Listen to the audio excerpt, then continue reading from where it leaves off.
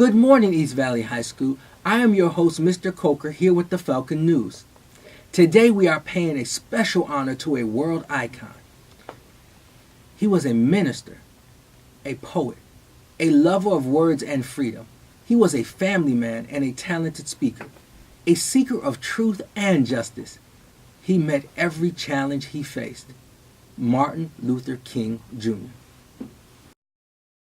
I have a dream that one day this nation will rise up and live out the true meaning of its creed. We hold these truths to be self-evident, that all men are created equal. Martin Luther King Jr. was born on January 15, 1929, and graduated as the valedictorian of Crozier Theological Seminary in 1951. King became pastor of a Baptist church in Montgomery, Alabama, and later completed his Ph.D. Martin Luther King was a religious man. He was a pastor. He looked at racism and all of the so-called separate but equal laws and the terrible treatment of people of color in the United States. And he said, this is absolutely wrong. This is against God's will. This is not recognizing the dignity of peoples. And he made us all face that in very powerful ways. On the eve of Rosa Parks' refusal to move to the back of a city bus in 1955, King was chosen to lead a citywide bus boycott. 2 years later, King and a group of civil rights activists formed the Southern Christian Leadership Conference to conduct nonviolent protests for civil rights. When Martin Luther King led the Alabama boycott, that was a major turning point in the fight for civil rights.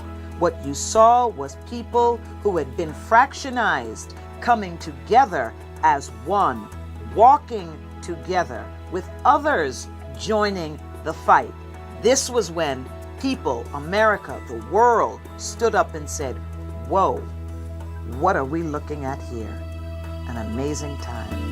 Inspired by Gandhi's activism, King worked with the SCLC to organize black voters and civil rights protests.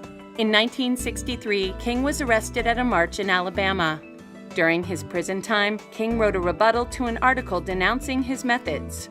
His longhand notes on the margins of the newspaper became known as Letter from Birmingham Jail and was famously republished and studied in colleges across the country.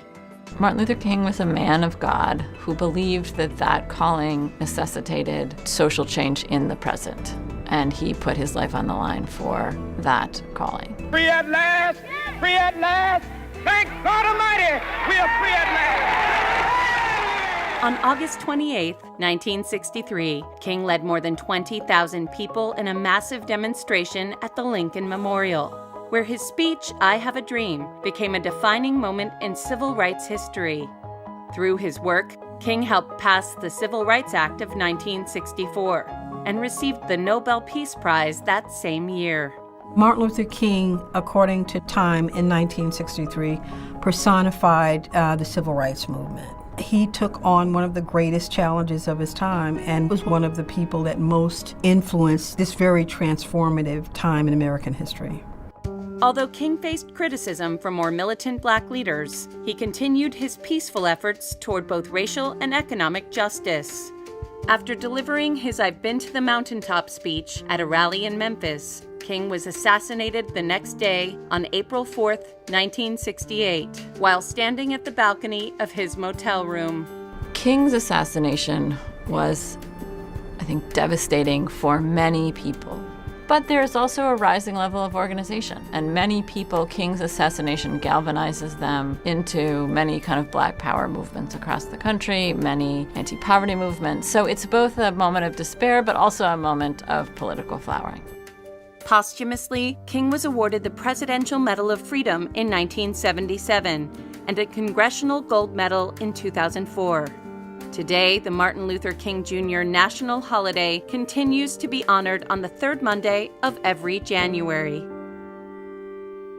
On January 18, 2016, we as a school, as a district, as a nation, pause to acknowledge his timeless contributions.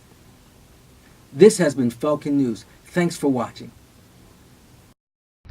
Under 7 it is you keep it. Remember.